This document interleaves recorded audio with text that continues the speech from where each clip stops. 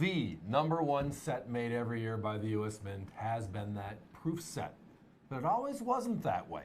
In 1950, actually, they introduced it for the American people to own. Prior to that, it was, I got somebody, or I am somebody, and that's the only way where they were discovered, or received, I should say, from the U.S. Mint.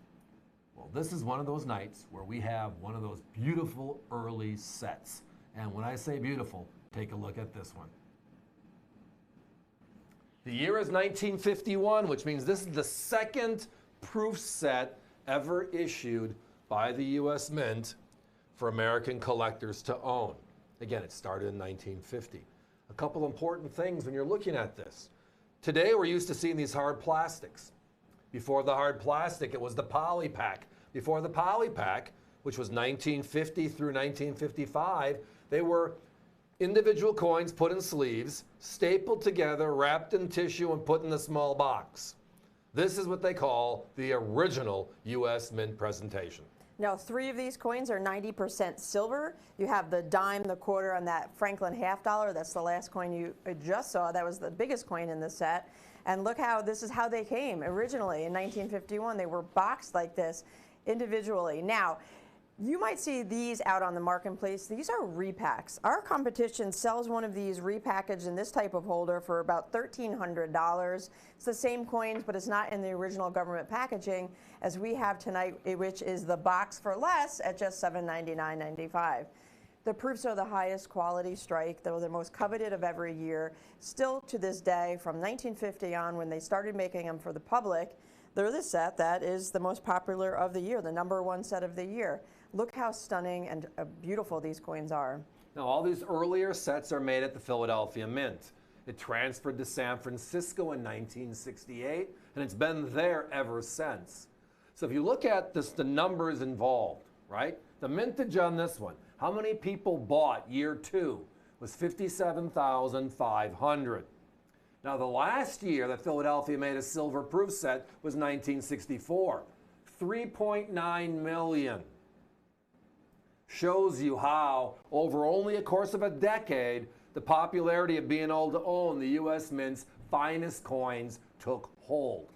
But the repack is really what you see in the marketplace. And they're gorgeous. There's nothing wrong with a repack, other than we love original government packaging, if and at all possible. And when you find these boxes, when you look inside and the tissue, well, is the least of the concerns, but is it in there? And then how are they preserved?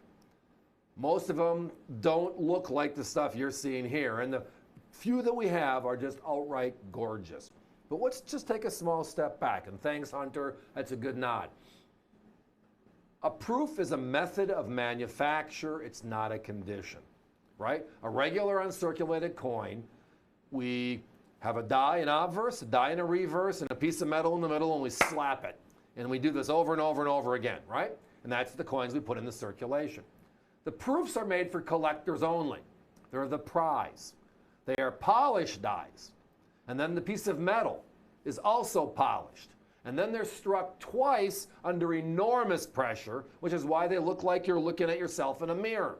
And as time progressed, the frosting and all the other types of attributes from improving the printing proof minting process is there.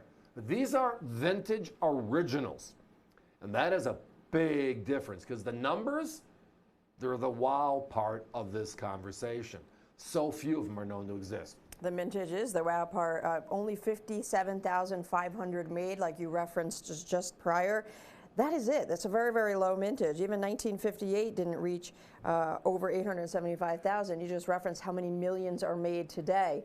Back in 1951, second year of issue, for the general public, just 57,500. And we're down to under 10 at this point, so if you're interested, call us right away. And if you're shopping online, via the website, which is avccoins.com, make sure you process that checkout. Secure that order number. Don't miss out on this one. If you leave this hanging in your cart, it will sell out, and then your order won't be able to go through if you're kind of shopping and adding things to the cart. That's a big bummer for everybody. Yeah, and we don't have many. Every time you go to a show, that's one of the things I personally look for myself, and I grab them when I can, but it takes a while to accumulate enough to bring out for a 7, 8, 6-minute presentation.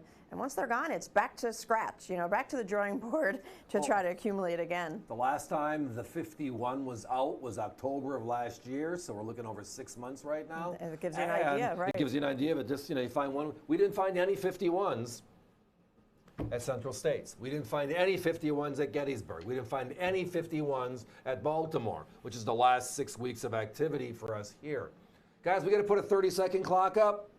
It's just fun to be able to look at how it all began.